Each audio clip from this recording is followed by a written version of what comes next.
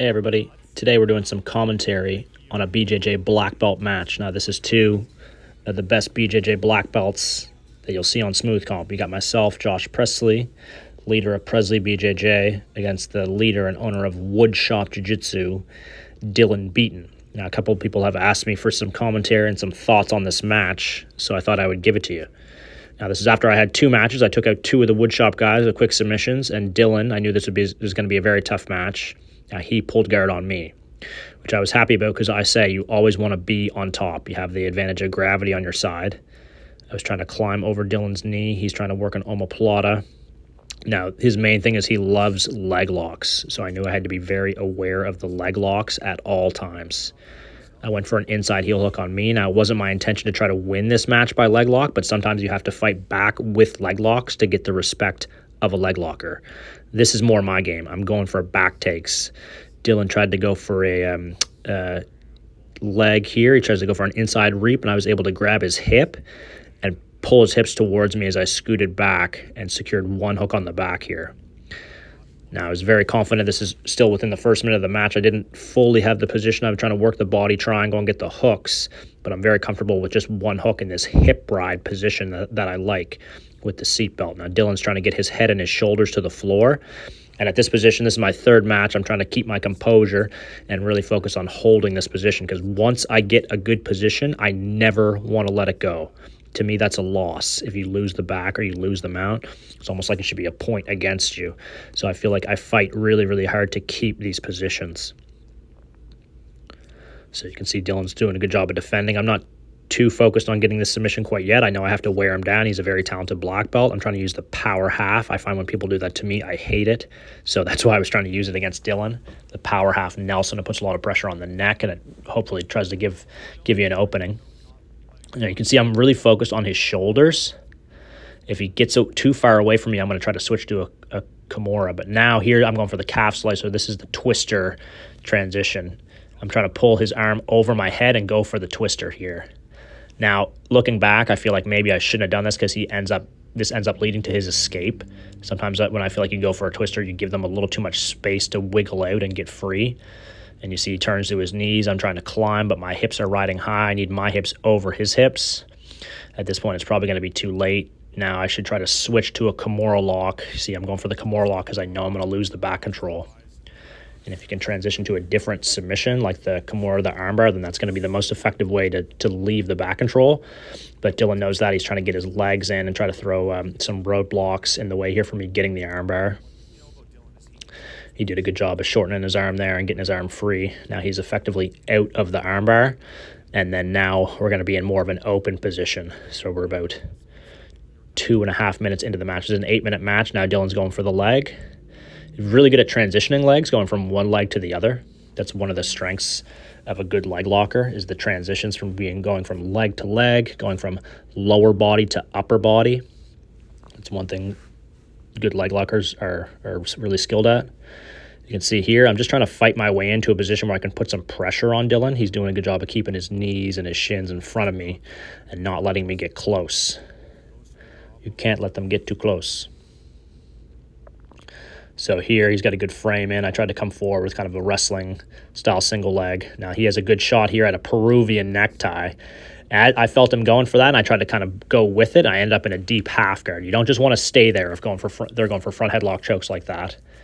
Now I'm going for a deep half guard position. I like deep half guard because you can get all the way underneath, and I use that to come up on top and get a sweep. So now I'm back on top. I wanted to spend most of this match on top. I didn't want Dylan on top of me. He's a bigger guy. I weighed in for this at 160. I think he weighed in at 185. Now, 25 pounds at black belt with two highly skilled black belts, that will make a difference, and I know that. So I'm trying to be very efficient with my energy. He's trying to go for a leg, but you see as he's going for the leg, I'm doing a mix of pushing on his legs, trying to create angle, and just not letting myself get sucked too deep into the position. One problem with leg locks is sometimes it's a little bit too little too late when they're going for the defense. If you can be really mindful and try to mitigate some of that offense early before you get sucked into a leg lock position, that'll really, really help. So we reset here, and honestly, I was starting to feel tired. I went into his closed guard. I usually wouldn't just do that, but I was definitely feeling some fatigue. I hate to say it, but it's true. Now, at this point, I was thinking, okay, if we go to a draw, it'll take him out. I knew I would still have 1 or 2 chances to go for a submission, as would he. You got to play the percentages in these matches. If there's 2 or 3 minutes left, it's likely that you might have 1 or 2 tries, possibly more, depending on who's on offense, who's on defense. So Dylan's trying to go for my heel there. I got a hold of his leg. Now, I knew, like I said, it wasn't my intention to try to win by leg lock, but I knew I had to occasionally throw a leg lock attack at him to just stop him from just going crazy on offense. But he had a nice omoplata attempt. See, I come forward. That was just to make sure that he stayed on bottom and I stayed on top. I didn't want him to give any chance to get up. I don't really think it was his intention to wrestle, but he's mainly trying to get underneath me and elevate my hips so then he can look to attack a leg. So you can see I'm trying to stay back. My hips are back. I'm trying to come forward with my upper body and try to get a cross face. See, I'm trying to go for it a couple times there, but I'm not really fully committing. I know he has good frames in. So my battle here is to try to clear these arm frames and these knee frames. And honestly, at this point in the match, I feel like the momentum started shifting a little bit towards Dylan. I felt I had a really strong start. It was in my best position on the back quite early. But now I'm getting tired, and I feel like Dylan's building a little bit of momentum. So at this point, I thought, you know what, if I can get this to a draw, that'd be great. It would take him out. I would be out as well, but now we're going for legs. Feel pretty confident here, like as long as I'm monitoring his leg, trying to pull my leg out. See, I'm trying to shoot back occasionally. We come up into like a half guard. He tried to throw it, almost felt like a Uchimata style technique there. Dylan's trying to go for the darce, and to counter this darce attempt, I think I went underneath for deep half guard again. See how he had to post his right hand out so he wouldn't go over? Now I'm in a deep half guard. It's one of the advantages of deep half guard. It's really good at off-balancing your opponent. And now I got a chance here for maybe an X guard or a K guard. Those are positions that I like from here, but Dylan's going to be really well-versed in that. Now from here, I think I was mainly thinking about trying to go for a toe hold, where he's kind of it's a little bit awkward with him on top of me. I wasn't really able to get what I wanted here to try to grab the foot. And then I start shifting to try to come up on top here. Now Dylan's got a good chance to go for my back here, but I was able to roll through. It's almost a Granby style roll. And now we're really getting into some leg stuff here. This is a 50-50 position. I was practicing a lot of legs leading up to this. We know that the woodshop jiu-jitsu guys love leg locks. So I'd say we spent a good 2 or 3 weeks mainly focusing on leg locks, leg lock defense, leg lock transitions, just spending a lot of time in the position. I feel like that's what you need to do. In a previous experience, I may have been a little bit more fearful and tried to avoid the leg locks and just try to do stuff to not get leg locked. But I think if you want to fight these things and really understand them, you need to learn them. So if you want to be a leg locker, you need to understand leg lock offense and leg lock defense.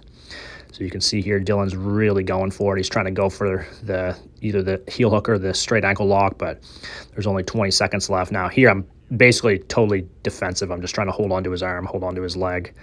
I know there's only a short time left. You can see me looking at the clock. Again, that's what someone does when they're tired. So, I'm hurt here. Dylan's doing well. He's going onto the heel. He's trying to go get this submission with all he's got. You got to with 10 seconds left. But I was pretty confident just being able to use my feet and use my hands to defend. So this match ended in a draw. I thought it was an awesome match. Me and Dylan had a great match.